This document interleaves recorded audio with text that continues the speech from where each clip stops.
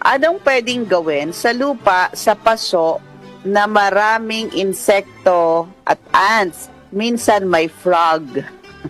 Minsan may frog. Kung may langgam po yan, walang frog. Kasi Kakainin ng frog.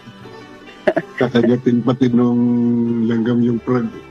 Okay. Ito, pag may mga insekto po, yung mga lupa po ninyo, i-ano po nyo, alsin po nyo sa pot.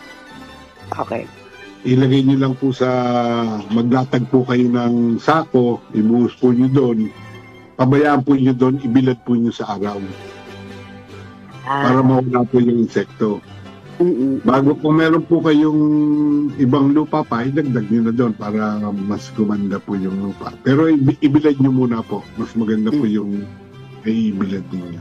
And kapag ganitong panahon, yung mga langgam at iba pang insekto, nagtatago talaga sa paso kasi, di ba, kasi nga, lalo na kung ang paso nakasilong, nagtatago sila doon dahil hindi sila nababasa.